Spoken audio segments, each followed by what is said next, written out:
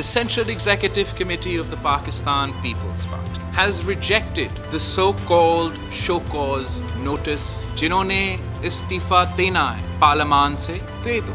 But no one should try and impose their will or their dictation. There is no concept of show cause notices in democratic movements. अब एक victimisation का इदारा है. सबको झोंका गया मुस्लिम लीग नून को तोड़ने के लिए. जब तक आप उनकी गाड़ियां, उनके घर, उनकी हर चीज इस्तेमाल कर रहे थे, उस वक्त तक वो शुगर माफिया नहीं थे.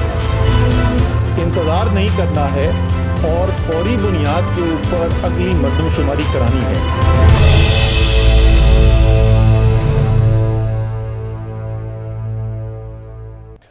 वेलकम नाजरीन, प्रोग्राम डीएनए के साथ हाजिर हैं. मैं हूं अंजुम रशीद और नाजरीन मेरे साथ हैं जावेद इकबाल साहब. नाजरीन, बिलावल भुट्टो ने आज बड़ी इम्पोर्टेंट अहम प्रेस कॉन्फ्रेंस की है और उस प्रेस कॉन्फ्रेंस से मालूम ये होता है, तासुर ये मिलता है कि शायद पीडीएम जो है वो ख़त्म होने जा रही है, क्योंकि उन्होंने माफ़ी का मुतालबा किया है कि पीडीएम के रहनुमा माफ़ी मांगे एएनपी से और पीपल्स पार्टी से.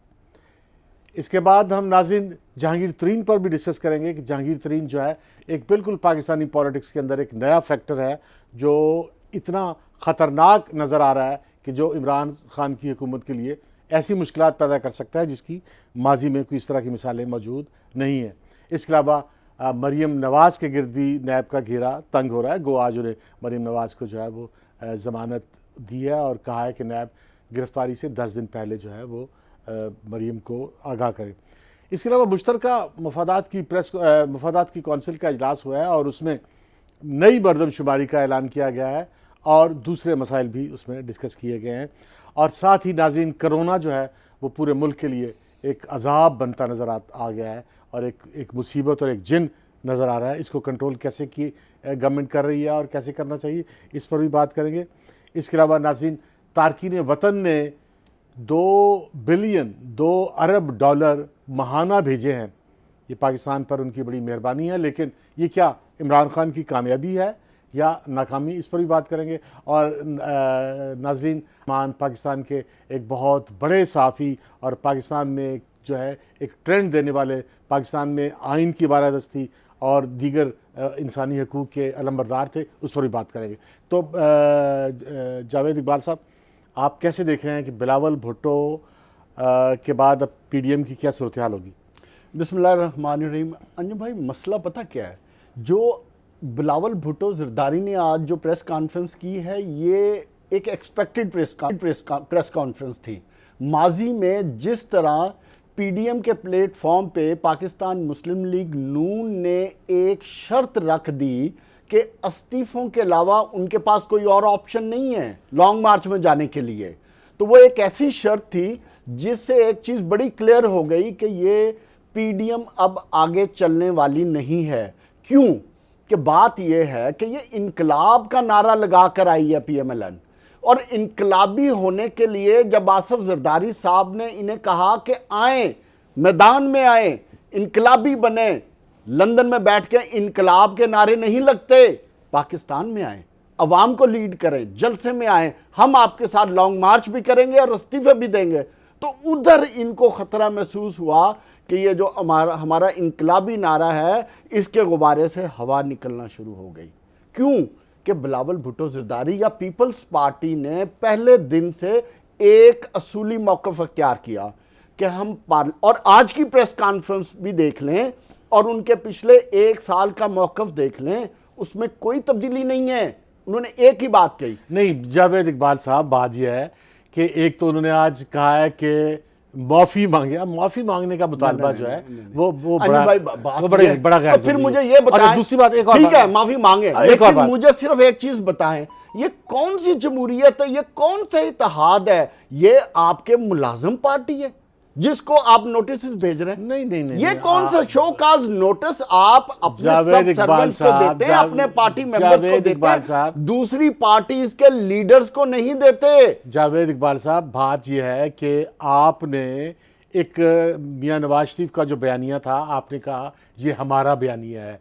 आपने कहा ये हमारा बयानिया जो है वो तवील अरसे से चला आ रहा है, मियां नवाज शरीफ ने अब बयानिया अख्तियार किया, लेकिन तो अब जब लेकिन बयानिया जो भी है उनका मौकफ एक था कि हम जमहूरी रास्ते से चलते हुए इस हुकूमत को मुझे ये बताएं सर, एक- मुझे सिर्फ ये बताएं, अगर मियां नवाज शरीफ का बयानिया ठीक है, मैं मान गया आपकी बात, मुझे सिर्फ एक बताएं, मैं ठीक तो गलत इतने बात- जोरों शोर से डस्का के इलेक्शन में आप पार्टिसिपेट कर रहे ओहो, हैं, अब- दूसरी तरफ आप कह रहे हैं कि असेंबलियों से हम इस्तीफा दें। ओहो, बात और ये- ये सब टोपी भाई- ड्रामा है, भाई- ये सिर्फ अवाम को बेवकूफ बनाने का तरीकाकार बेवकूफ है बनाने की बात और नहीं है। अपने ऑब्जेक्टिव हासिल अब करने के जरा लिए सब सुनेंगे, चीजें अब हैं। बात सुनेंगे भाई। बात यह है कि अगर वाकई नवाज शरीफ का बयानिया वही है जो पीपल्स पार्टी का बयानिया था, और पीपल्स पार्टी पाकिस्तान के अंदर जो है पॉलिसी मैटर में स्टेट की हैयत बदलना चाहती है, पीपल्स पार्टी चाहती है आइन और जमहूरियत के तकाजों और उसकी राह पर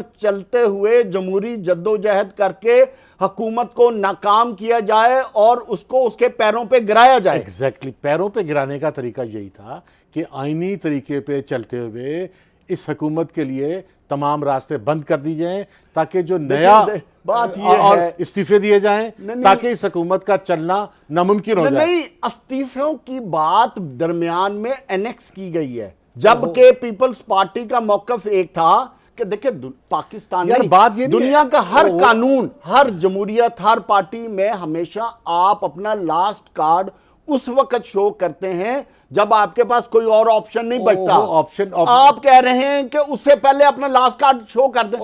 भाई कितनी खूबसूरत भाई, लास्ट उन्होंने का- बात की है। भाई, बात ये है। मुझे सिर्फ एक चीज बताएं, कितनी खूबसूरत उन्होंने बात की। उन्होंने कहा इससे ज्यादा क्लैरिटी क्या हो सकती है कि हमारे इस्तीफे हमारा एटम बम है। एक मिनट मुझे बताएं एटम बम कब गिराया जाता है? अब मुझे बात करने दें भाई। बात यह है कि 3 साल इस गवर्नमेंट के पूरे हो गए हैं, और अगर एटम बम आपने जो है 2 साल तक उसको डिले करना है, तो फिर आपने नहीं, आपने नहीं, बात बात एक यह है, एक मिनट आपको अगर इत्तेहाद- एक मिनट मेरी बात पूरी है। तो पीडीएम तो बनाई इसलिए थी कि इस हुकूमत को 5 साल पूरे नहीं करने देने, और 5 साल से पहले धराम गिराना है, मेरी और बात गिराने समझो, का और कोई एक तरीका सेकंड, नहीं है। एक सेकंड, जब आपने इत्तेहाद में रहना होता है तो आपने किसी भी जमहूरी इत्तेहाद में रह के एक दूसरे को लेकर चलना होता है। पीपल्स पार्टी ने इस्तीफों से इख्तलाफ नहीं किया था, उन्होंने कहा था कि पहले हम लॉन्ग मार्च शुरू करेंगे, अगर वो क्रिटिकल पॉइंट आता है तो हम अपना ये ऑप्शन भाई, यूज बात करेंगे। यह है कि ये- आप पीएमएलएन क्या चाहते थे? देखिए पीएमएलएन भी पॉलिटिक्स करती अब है ना। मेरी बात सुनिए, देखिए ये सियासी मेरी जमातें, बात सुनिए, मेरी ये बात- अपने अपने मेरी- मफादात अब- के लिए अब- आगे बढ़ते हैं। मुझे बात करने दे। कोई एक अपने मिनट- आप को रेलेवेंस करने के लिए कर रहा है, कोई अपने आप को बाहर ले जाने के लिए कर रहा है, तो ये सब कहानी है। बाकी मेरी एक बात सुनिए, अगर जो पीडीएम बना था वो इसीलिए बना था कि इस हुकूमत को मुद्दत पूरी ना करने दी जाए, और मुद्दत को ख़त्म करने के लिए एक इस्तीफे जो था सर वो अहम रास्ता था। अभी 2.5 अच्छा, साल हुए हैं। मुझे ये बताएं, अगर लॉन्ग मार्च शुरू हो जाता, लॉन्ग मार्च के बाद एटलीस्ट पीडीएम का इत्तेहाद तो रहना था ना। और नहीं रहना। आज अच्छा, क्यों क्यों नहीं रहना अच्छा, था? मुझे एक बात बताएं, जब एक चीज मरियम बात ये- अब ये बताएं, मरियम नवाज ने कहा है, मियां नवाज शरीफ की बेटी ने कहा है कि फैसला जो है वो मौलाना फजलुर रहमान करेंगे, और फजलुर रहमान की तरफ से गफूर हैदरी साहब ने ऐलान कर दिया है कि हम माफ़ी नहीं मांगेंगे, बिलावल का मुतालबा दुरुस्त नहीं है, और बिलावल जो है वो पहले जो सेनेट के अंदर हज़ब इख्तलाफ की के कायद की जो सीट जीती है उससे रिज़ाइन करें। अब इससे तो नज़र ये आ रहा है कि मामला क्लोज हो गया है। अंजुम भाई, ये सारा मामला दुआए खैर की तरफ चला गया है, दुआए खैर हो गई है, कुल हो गए, अब मामला रफा दफा हो गया है। और ये जो लोग इनकलाबी सियासत का नारा लगाने वाले थे, उनको अब समझ आ रही है कि सियासत में मैच्योरिटी क्या होती है, जिनकी तरफ आप इशारा करें। हमेशा सियासत में दरवाजे खुले और दिल दिमाग को बड़ा करके चलना पड़ता है। सियासत में हमेशा मफाहमत को लेके चलना पड़ता है, किसी जगह पे फुल स्टॉप नहीं लगाया जाता कि इस्तीफे होंगे तो आगे चलेंगे। अगर तो मामलात जो हैं वो इस तरह से तरतीब से चलने थे तो फिर पीडीएम बनाने की जरूरत नहीं थी। फिर आप पीडीएम का मतलब ये था कि इमरान खान को 5 साल की मुद्दत पूरी ना करने दी जाए। बात यह है कि 3 साल हो गए हैं, 2.5 साल हुए हैं, 2.5 साल की और 3 साल हो गए हैं, चले 3 हो गए, तो बस 3 होने के बाद इसके बाद क्या करें फिर? अब इसको करेंगे। वो भाई तरीका कुछ, आप जमहूरियत में रह रहे हैं सर, आप एक गैर जमहूरी तरीके से भाई रिजाइन करना चाहते हैं। अच्छा रिजाइन है ना, तो मैं तो ये एक्सपेक्ट कर रहा था कि मरियम नवाज शरीफ साहबा आज प्रेस कॉन्फ्रेंस करेंगी और कहेंगी कि हमारे जितने इस्तीफे हम आज ही मौलाना फजलुर रहमान साहब को जमा करवा रहे हैं और वो जाएं जाके पंजाब असेंबली के स्पीकर को दें और कौमी असेंबली के स्पीकर को दें। क्यों? एक मिनट बताता हूं। देखें, अगर इस्तीफा ही है तो वो ऐसा इलेक्शन क्यों लड़ रही हैं? भाई रुक तो जाए, अगर उनको इस सुन तो सिस्टम ले, से इख्तिलाफ है। सुन तो ले भाई। बात यह है कि अगर मरियम नवाज अकेले इस्तीफे देती हैं तो वो क्राइसिस, एक मिनट सर, पीडीएम की 8 जमातें भी तो है ना सर। पीडीएम की 8 जमातें, एक पीपल्स पार्टी है ना, उसकी चाहे कोई हैसियत नहीं, उसको साइड पे कर दे। पीडीएम की 8 जमातें कुछ भी नहीं है, सिर्फ मरीम के पास ही नेशनल असेंबली के लोग हैं ना। तो अपनी ताकत का मुजाहरा करें, हिम्मत करें। बात, मरियम अगर अकेली इस्तीफा दें और पीपल्स पार्टी ना दे तो मरियम आउट हो जाएगी। सर, इनकलाब आउट हो जाए। अगर आप सिस्टम से आउट नहीं होना चाहते, दूसरी तरफ आप सिस्टम भी रहना चाहते हैं और साथ दूसरों के कंधे इस्तेमाल करना चाहते हैं, तो ये कौन सी सियासत कर रही है? पीपल्स पार्टी और मरियम मिलकर इस्तीफा देंगे सर, माजी में तो ये इमरान खान भी इकट्ठी रही तो ले, अगर पीपल्स पार्टी और मरियम नवाज, बात जुमला तो पूरा दे, जुमला तो पूरा, अगर मरियम और पीपल्स पार्टी इकट्ठे मिलकर इस्तीफा देंगे तो गवर्नमेंट करना इमरान के लिए मुमकिन हो जाए। अच्छा, एक मिनट, मुझे यहाँ पर ब्रेक लेनी है। आपको कितने, हम 35 साल हो गए ब्रेक लेनी, आखिरी बात नाज़रीन, एक छोटी सी ब्रेक है और ब्रेक के बाद हम हाजिर होंगे।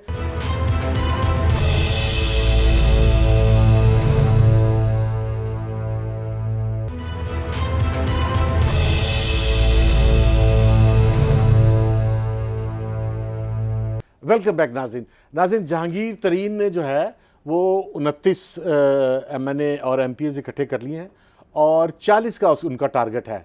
और जहांगीर तरीन पाकिस्तान की पॉलिटिक्स में ये एक वाहिद मेरे नज़दीक मौका है कि तहरीक इंसाफ के अंदर वो इतने ताकतवर बन के उभर रहे हैं कि शायद इमरान खान के लिए हुकूमत करना मुश्किल हो जाए। पीडीएम जो नहीं कर सकी वो जहांगीर तरीन चुटकियों में कर देंगे। देखें, माजी में अगर हम सियासी इमरान खान और इस हुकूमत के मामले में जितनी प्रेडिक्शन हुई है, हमेशा एक बात हुई है कि इमरान खान की हुकूमत को इमरान खान से खतरा है।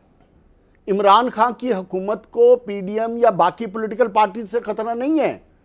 और ये आज जो जेकेटी वाला फैक्टर है वो इतना प्रोमिनेंट हुआ है, उससे ये बात साबित हो गई कि जो लोग, जिन्होंने ओन चौधरी और जहांगीर खान तरीन, ये 2 ऐसे लोग हैं जिन्होंने इस पार्टी को अपना टाइम दिया, पैसा दिया, अपनी एनर्जी दी, अपनी फैमिली की सेक्रीफाइसेस दी और उससे बढ़कर दिन रात मेहनत करके इस पार्टी को बनाया।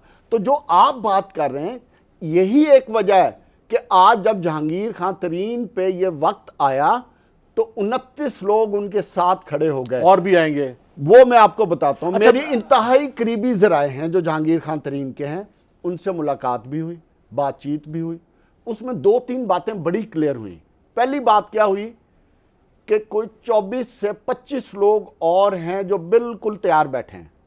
तो ये अगर मूवमेंट को इधर इमरान खान ने फहमो फरासत, अकल और दानिश, पॉलिटिकल दानिशमंदी से ना कंट्रोल किया तो ये एक ऐसी मूवमेंट बन जाएगी जो इस पूरे निज़ाम को बहा कर ले जाएगी। अच्छा, जरा मुझे बात करें दे भाई। बात यह है कि ये थोड़ा सा आप इसको ओवरप्ले कर रहे हैं कि जो MNA MPs जो हैं वो कोई आम आदमी नहीं है।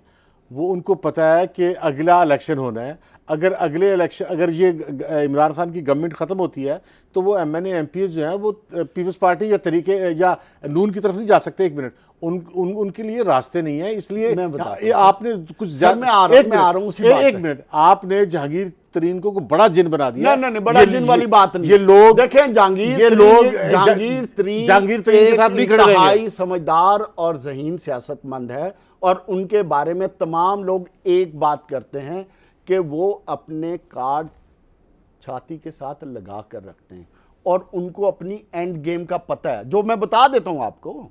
मैं आज आपको बता रहा एंड गेम क्या पता कि ये देखें ना, एंड गेम इसकी स्टार्ट हो चुकी है। क्या वो ये स्टार्ट हुई है कि जैसे ही इन्होंने 29 बंदे या कार्ड अपने शो किए हैं, इनको पता चल गया कि अगले कार्ड भी आने वाले हैं।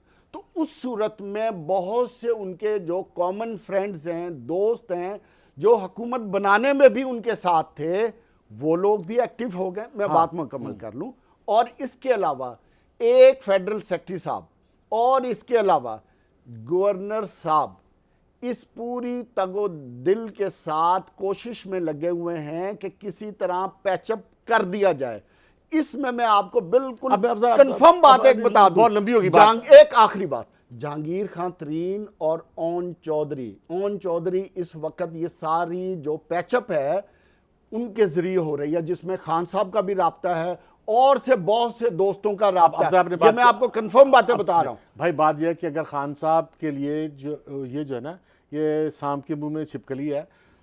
खान साहब अगर जहांगीर तरीन के खिलाफ जो चीनी की और शुगर की और जो दूसरी उनकी करप्शन है उसके खिलाफ अगर इंक्वायरी रोकेंगे, नहीं रुकनी नहीं है। सुन तो लें, सुन तो लें, वरना पैचअप नहीं होगा। अगर इंक्वायरी का तरीका है ना, जो भी तरीका, और तरीका भी मैं बता देता हूं। पहले बात सुने, अगर जहांगीर तरीन को सेटिस्फाई करना है तो इमरान खान को अपनी पॉलिटिक्स से, अपने बयानी से हाथ धोने पड़ेंगे। अगले इलेक्शन में वो आउट हो जाएगा इमरान खान। इमरान खान की जरूरत है। सियासत में बयानियों में यू टर्न आती रहती हैं। भाई आपने सियासत को आगे लेकर चलना होता है।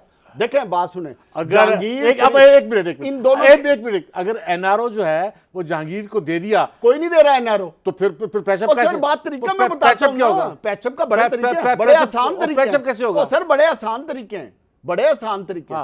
जिस तरह आप लाहौर हाई कोर्ट या अदालतें फैसले करती हैं कि 10 दिन पहले पकड़ा जाए, बताया जाए, फिर पकड़ा जाए, या बेल दे दी जाए, या बेल बिफोर अरेस्ट कर दिया जाए, बात ये इसी तरह पेशियां भी तो आगे पीछे हो जाती हैं। एक मिनट, 2-2 3-3 महीने की पेशियां डाल दें तो मेरा ख्याल है कि तलवार तो उठ जाती है ना। जहांगीर खान इतना बच्चा चूचा नहीं है कि वो इस तरह के दिलासों से जहांगीर एक चीज है, बात तो करने, मैं उनके दिल की बात बता रहा हूं।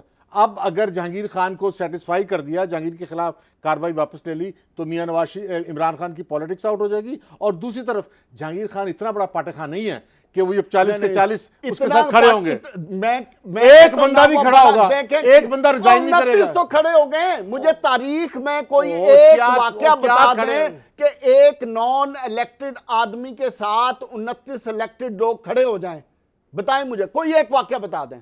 इससे बड़ी बात क्या हो सकती है? भाई सुन तो, अब एक सुन तो लो ना, बात तो सुन लो यार। अब बात यह है कि 29 के 29 ने कहा है कि हम इमरान खान के वफादार हैं, कोई नहीं जाता। अच्छा, अब मरीन के गिर्द तो घेरा तंग हो गया। अगर एक सेकंड मुझे यह बताएं, एक सेकंड, इमरान खान के तो वफादार हैं, बिल्कुल सही बात है। तो फिर तो बात सुने, तो फिर गवर्नर क्यों फोन कर रहा है? जब मिनिस्टर्स क्यों फोन कर रहे हैं सियासी कि हम आपके मामलात खुद सेटल कर लेंगे, आप रिलैक्स करिए? क्या बात है? ये मैंने कहीं नहीं भागेंगे। यही एंड गेम है, पाकिस्तान की एंड गेम जेकेटी फैक्टर की हो गई है, मामला तकरीबन तय हो गए पाकिस्तान की, और ये दोनों इसी तरह इमरान खान के लॉयल रहेंगे। हाँ, नहीं रहेंगे। और एक खबर जो आ चुकी है आपके सामने, एक आधे दिन में प्राइम मिनिस्टर सेक्रेटेरिएट में भी तब्दीलियां आ रही हैं। जो आजम खान के मामले में जितनी हवा उठी थी वो भी आगे आप देखिएगा। भाई खुदा के वास्ते, खुदा से मानो, आजम खान हो या शहजाद अकबर हो, वो वही कर रहे हैं जो इमरान खान कर रहे हैं। और एक भी एमएनए, एक भी एमपीए जो है वो रिजाइन नहीं करेगा, ना पार्टी छोड़ेगा और ना अपना मुस्तकबिल खराब करेगा। एक हल्की सी थ्रेट दे रहे हैं, काम करें। अगर थ्रेट है तो फिर आप आने वाले वक्त में देख लें, अगर आप ही की बात ठीक है। जावेद इकबाल साहब, पाकिस्तान की तारीख में कभी भी तहरीक अदम एतमाद जो है, जो जहांगीर तरीन जिसका थ्रेट कर रहे हैं, वो कामयाब नहीं हुई। और जहांगीर तरीन खान इतने बड़े पाटे खान नहीं है कि सारे के सारे रिजाइन करके आ जाएंगे। जहांगीर खान के खिलाफ अगर एक्शन हो गया तो इमरान खान अगला इलेक्शन जीत जाएगा। अच्छा, अब मुझे जो है वो एक ब्रेक लेने दे नाज़रीन। एक छोटी सी ब्रेक है और ब्रेक के बाद हम हाजिर होंगे।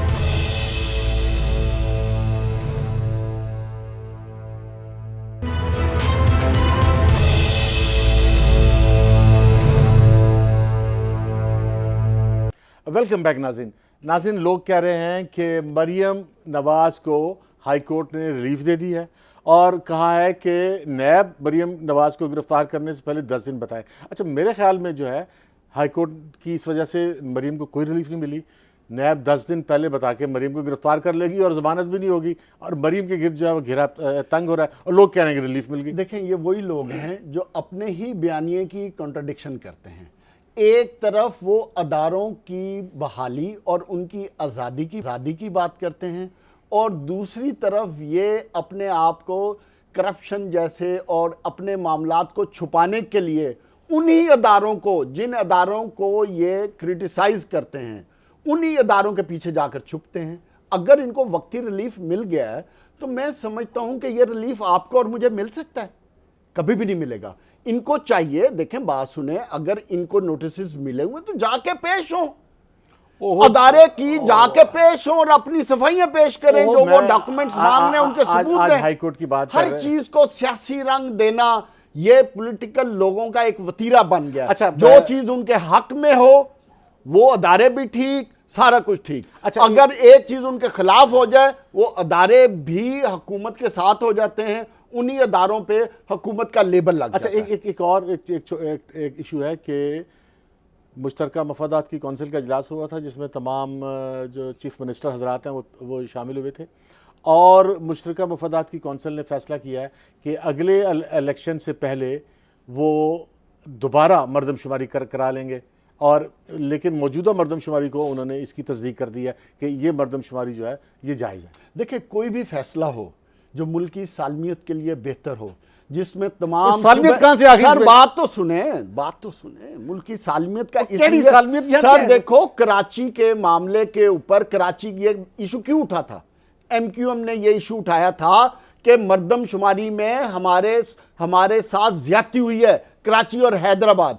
तो मेरे कहने का मकसद है कि जहां तमाम पॉलिटिकल पार्टीज मुतहद होकर, तमाम सूबे मुतहद होकर एक अगर यूनानिमस डिसीजन करते हैं, कोई भी फैसला हो, तो हमें उस पर आमीन करना चाहिए। उसका फ्रेमवर्क उन्होंने भाई बात सुन लो। एमक्यूएम की पॉलिटिक्स ये है कि महाजरों को डराओ कि उन्हें सिंधी भी मारना चाहते हैं, उन्हें पंजाबी के बात है ना। जो कराची के लोग अगर कराची की आबादी 2.5 करोड़ है, किसने कह दिया? अगर मैं बात कर रहा हूं लेट्स से जो एमक्यूएम कह रही है, बात बात यह है कि मरदमशुमारी पे अगर इतराजात थे तो ये मामला आपके मुश्तरका मफादात कौंसिल में आया है ना सर। तो फिर मुझे बताएं, हुकूमत फिर ये फैसला क्यों कर रही है? क्यों ये तय हुआ कि 6 से 8 हफ्ते में एक फ्रेमवर्क तैयार किया जाएगा जिसमें तमाम स्टेक होल्डर्स मिलकर बैठकर इसका तरीकाकार तय करेंगे और अक्टूबर 2023 से पहले मरदमशुमारी मुकम्मल कर दी जाएगी। कोई इशू नहीं है।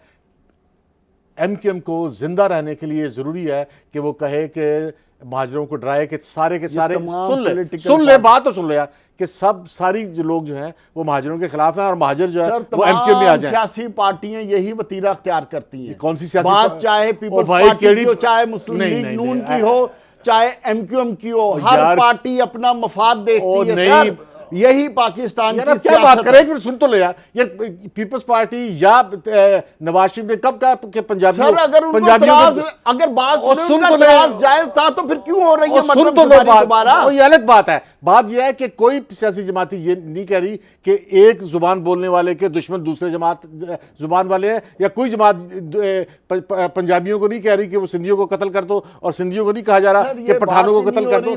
वहां तो कत्ल होते रहे ना। मरदमशुमारी किसी भी मुल्क के लिए सबसे अहम चीज हो गई तो फिर उसको दोबारा क्यों करवाया जा रहा है? सिर्फ अपनी मरती हुई पॉलिटिक्स को जिंदा करने के लिए। नहीं, सिर्फ इस तरह नहीं होता। कहीं ना कहीं लूप होल्स होते हैं तो फिर मामलात इस लेवल पे उठते हैं। ऐसे नहीं होता किसी एक बंदे या एक पार्टी की विल या विश पे आप ये मामला इतनी बड़ी मरदमशुमारी तय कर दें। ऐसे नहीं होता।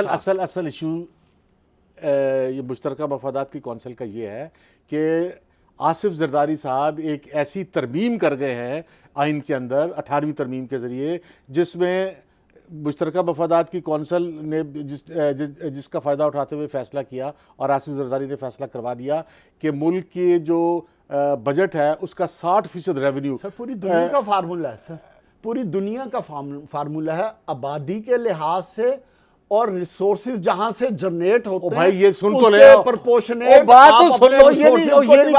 ये नहीं है, कुछ और है। आप जो पाकिस्तान का रेवेन्यू है उसका 60% जो है वो आसिफ जरदारी फैसला करवा गए हैं कि सूबों को दे दे। सुन ले, जरदारी अकेले ने नहीं फैसला किया सर। सुन तो लो यार, जरदारी अकेला कौन होता है यार? खुदा के वास्ते बाकी पार्टियों ने सपोर्ट किया तो 18वीं तरमीम हुई थी। सुन तो लो यार, सुन तो लो। बाकी पार्टियों ने भी जो है वो आसिफ जरदारी इस तरफ लाया। अब उसका नतीजा क्या निकला? उसका नतीजा निकला पार्टियों में अकल नहीं थी जो लेकर आया। वो तो बात यह है कि ये तमाम पार्टियों ने मिलकर 18th यार, अमेंडमेंट आप की थी। सुन तो लो भाई, अगर उसमें रिसोर्सेज की डिवीजन तय हुई और है ये नहीं हुई, तो उसका कोई तो फार्मूला होगा ना। अब इमरान खान ये कहते हैं कि 60% जो है इन्होंने फैसला करवा लिया सूबों को देंगे, जो 40% बचता है वो सारे का सारा कर्जों में चला जाता है, फौज का खर्चा, पुलिस का खर्चा, इमरान सुप्रीम खान, कोर्ट चलें, का मैं खर्चा आपकी देने बात के से लिए पैसे नहीं है। सर मैं आपकी बात से एग्री करता हूं, इमरान खान ठीक कह रहा है। अगर वो ठीक कह रहे हैं तो उनको चाहिए कि पार्लियामेंट में अमेंडमेंट लेकर आए। वो कैसे? कॉन्स्टिट्यूशन में अमेंडमेंट लेकर आए। वो कैसे? ओ भाई, अगर आप इलेक्शन कमीशन को अंडरमाइन करने के लिए सुप्रीम कोर्ट जा सकते हैं, वो वोट नहीं है भाई। सर वोट नहीं है ओ भाई, तो फिर आप कॉन्स्टिट्यूशन में अगर अमेंडमेंट वैसे नहीं कर सकते तो फिर आप जाएं सुप्रीम कोर्ट में जाएं या कोई और तरीका करें, या जो स्टेक होल्डर्स हैं, पाकिस्तान की पॉलिटिकल पार्टीज हैं, उनसे आप ऐसा रिलेशन डेवलप करें कि बैठ के मामलात को अफाम तफहीम से तय करें। और तीसरा रास्ता तो है नहीं है। अच्छा जावेद इकबाल, कोरोना की सूरत हाल बहुत तशवीशनाक हो गई है और हम बड़ी मुश्किल में घिर गए हैं, तो नाज़रीन एक छोटी सी ब्रेक है, कोरोना की तफसीलात के बारे में भी बात करेंगे।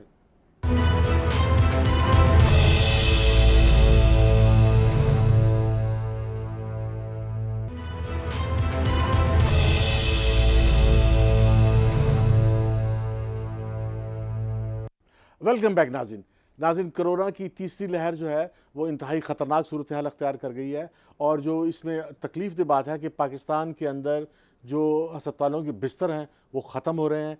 अगर ये सूरत हाल जारी रही तो अस्पतालों के पास इलाज के लिए जगह नहीं होगी, लोग सड़कों पे मरेंगे और एक बड़ी खौफनाक सूरत हाल पैदा हो जाएगी। अगर और दूसरी सूरत यह है कि मुकम्मल लॉकडाउन किया जाए और मुकम्मल लॉकडाउन से जो है वो मईशत बर्बाद होगी। ये हम एक बड़ी मुश्किल में फंस गए। बात यह है अंजुम भाई कि हम पिछले 2 हफ्तों से अपने शोज में 2-3 बातें कर रहे हैं। आज भी मैं वही बातें रिपीट करना चाहूँगा, शायद हुकूमत को उन बातों का असर हो जाए।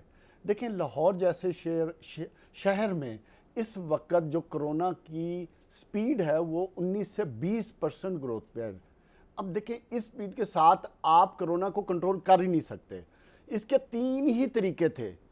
एक, मैं बार बार शोज के ज़रिए इल्तिजा कर रहा हूँ हुकूमत से कि जो वैक्सीन वाला प्रोसेस है, जिस तरीके से वैक्सीन लगा कर पाकिस्तानी कौम को आपने रेस्क्यू करना, उसकी प्रॉपर प्लानिंग कोई नहीं दे रहा। आकर स्टेटमेंटें देकर निकल जाते हैं। हमें बता दिया जाए कि 2022 तक पाकिस्तान की पूरी कौम को हम वैक्सीनेट कर देंगे, ठीक है। दूसरी चीज, तरीकाकार सिंपल था। अगर आप वैक्सीन अरेंज नहीं कर सकते तो आप स्ट्रिक्टली एसओपी को इंप्लीमेंट करवाएं। अगर इंप्लीमेंट नहीं कर सकते तो कहीं तो इसको ब्रेक देना है। अच्छा, तो हमारी डिमांड थी कि एटलीस्ट 2 हफ्ते के लिए स्ट्रिक्ट लॉकडाउन किया जाए ताकि इसको कोरोना की चेन को ब्रेक किया जाए और फिर जाके आप रिकवर और कंट्रोल कर सकते हैं। वैसे बात अब मैं आपसे इत्तेफाक करता हूं कि जो एसओपीज हैं वो लोग ऑब्जर्व नहीं कर रहे। दुकानों पे, मार्केटों में, शॉपिंग मॉल्स में लोग जो हैं वो मास्क नहीं ले रहे। अगर किसी को कहो कि भाई मास्क ले लो तो आगे से लड़ने को आता है। सर, इन्फोर्स हुकूमत ने कराना है ना। लोगों को भी महज़ब होना चाहिए। लोगों को महज़ब होना अब लोगों से अगर आप किसी से सड़क पर रिक्वेस्ट करेंगे भाई आप मास्क ले लो तो कहेगा तुसी कौन होंदे हो। अब प्रॉब्लम यह है कि, और दूसरी तरफ अब रमज़ान आ रहा है, रमज़ान में अगर लोग जो है वो कंधे से कंधा मिला के और टखने से टखना मिला के और अगर मास्क ना लिया तो सूरत हाल जो है वो आग लग जाएगी शहर में। मैं पाकिस्तानी कौम से इल्तिजा करना चाहता हूँ कि खुदारा आप हुकूमत को भूल जाएं। हुकूमत क्या कह रही है, आप अपने आप को देखें, अपनी फैमिली को देखें, अपने दोस्त अहबाबों को देखें, अपने बुजुर्गों को देखें। आप अपनी जान को बचाने के लिए एसओपीज पर अमल करें। इसमें हुकूमत का या किसी और का फायदा नहीं है, इसमें आपका अपना फायदा है। दूसरा ऑप्शन आपके पास वैक्सीन का है। जैसे भी हो, जो हुकूमत का फर्ज बनता है कि पूरी कौम को फ्री वैक्सीन करे। एक मिनट, अगर जब तक वो नहीं हो जाता तो कौम एसओपी पर सख्ती से अमल करे। भाई बात यह है कि वैक्सीन के बारे में आज ही अभी थोड़ी देर पहले यूएनओ के जो डायरेक्टर हैं उन्होंने अनाउंस किया है कि ये वैक्सीन 100% इलाज नहीं है, 100% तहफ़्फ़ुज़ नहीं है। जिन्होंने वैक्सीन लगवाई है वो भी मास्क पहने और एहतियात करें। और वैक्सीन जो है वो एक तहफ़्फ़ुज़ देती है लेकिन मुकम्मल तहफ़्फ़ुज़ नहीं देती। अच्छा, दूसरी बात यह है कि रमज़ान में लोग ज़िद कर रहे हैं, लेकिन देखिए अगर मक्के में, अगर अल्लाह के घर में और जो है वो मस्जिद नबवी में अगर लोगों पे पाबंदी लग सकती है तो मस्जिदों को भी इसको ऑब्जर्व करना चाहिए। मैं समझता हूं कि तमाम, अगर आपने स्ट्रिक्ट लॉकडाउन नहीं लगाना तो फिर तमाम मस्जिदों से लेके हर जगह पर अवाम को, पाकिस्तानियों को एसओपी को फॉलो करते हुए अपनी इबादत भी करें और अपने कारोबार भी करें। आज इमरान खान साहब ने बड़े फ़ख्र से ऐलान किया है कि जो बैरून मुल्क पाकिस्तानी मुशक्क़त, मेहनत, मजदूरी करने गए हुए हैं, उन्होंने जो है वो $2 अरब माहाना भेजने शुरू कर दिए, यानी 24 अरब सालाना हो जाएंगे या, लेकिन 20 अरब वो पहले भी भेज रहे थे, 19 अरब 20 अरब भेज रहे थे। अब जो है वो 4 अरब ज़्यादा हो गए। तो इमरान खान जो है वो फूले नहीं समारे। लेकिन इमरान खान ने तो ऐलान किया था कि मैं जब आऊँगा तो रेमिटेंस डबल हो जाएंगे, मैं जब आऊँगा तो जो टैक्स है वो डबल हो जाएगा। ना रेमिटेंस डबल हुए, ना टैक्स डबल हुआ। इमरान समझ रहा था कि मैं जादूगर हूँ। चलें, जो भी है, देखें, बात सुने, हमारे जो गैर पाकिस्तानी जो बाहर मेहनत मजदूरी कर रहे हैं, सबसे पहले हमें उनका शुक्रगुजार होना चाहिए।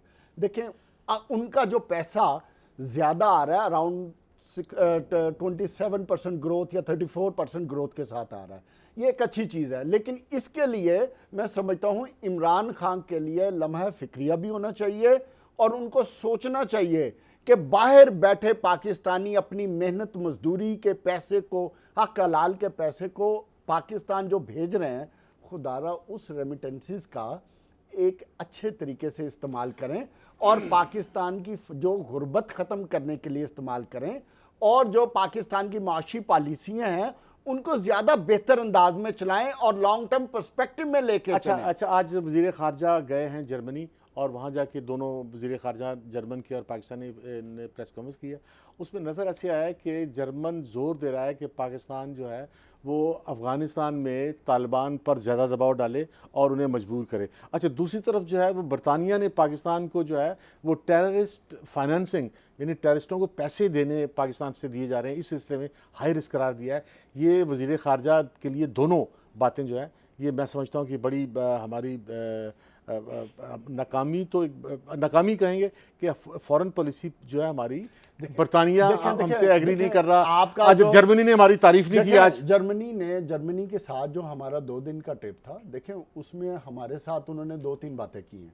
एक रिन्यूएबल एनर्जी के ऊपर इनकी आपस में कोऑपरेशन हुई है, दूसरा तालीम के सेक्टर में एक दूसरे को कोऑपरेट करने के लिए, और उसके अलावा 1.5 वैक्सीन दे दी और 1.5 मिलियन अपनी वैक्सीन दी है, जो कि मई से 1.5 मिलियन 15 मिलियन उन्होंने वैक्सीन पाकिस्तान के लिए की है। देखिए, जो चीज़ है, जर्मनी एक ऐसा मुल्क है जिससे हमें ज्यादा उम्मीद नहीं रखनी चाहिए। लेकिन हम लेकिन बात यह है कि यूरोपीय यूनियन में जो जर्मनी का किरदार है वो सबसे अहम किरदार है। दुनिया से मुफ्त में वैक्सीन लेना, बहरहाल क्या हुकूमत को चाहिए कि इसकी पॉलिसी वाजा करे। अच्छा, देखिए, जिसमें तमाम पाकिस्तानियों को कैसे वैक्सीनेट करना। आखिर में एक बड़ा इंपॉर्टेंट इशू मैंने डिस्कस करना है कि पाकिस्तान का एक बहुत बड़ा समाजी रहनुमा आई रहमान वफात पा गए हैं।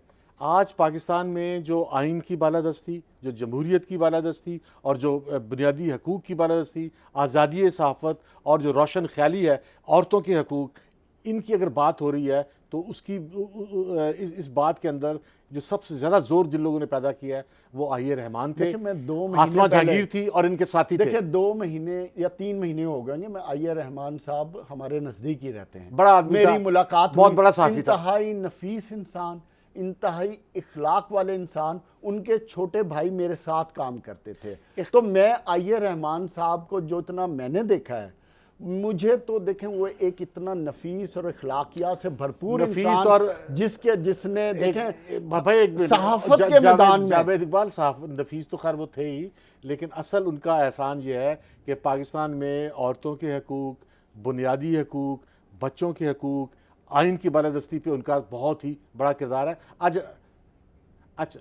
अच्छा, अब इसमें आईए रहमान का जो कंट्रीब्यूशन है वो ये है कि आज अगर लोग आइन की बात कर रहे हैं और बुनियादी हकूक़ की बात कर रहे हैं, तो इसमें जिन लोगों ने बहुत ज़्यादा कुर्बानियाँ दी हैं और बहुत ज़्यादा जदोजहद की है, उसमें आईए रहमान भी शामिल है और आसमा जहांगीर। हमें देखें, आसमा जहांगीर, आईए रहमान साहब वफात पा गए, अल्लाह उनके लिए जज़ाए खैर करे। और वो एक ऐसे इंसान थे, देखें, जिन्होंने अच्छा, अब हमारे पास जिन्होंने इंसानी हकूक के रिलेटेड तमाम चीज़ों को उजागर किया और आवाज़ बुलंद की। इसका वक्त अब ख़त्म हुआ चाहता है। इस प्रोग्राम में बस इतना ही। अब इजाज़त दीजिए अंजुम रशीद को, जावेद इकबाल को और DNA की पूरी टीम को।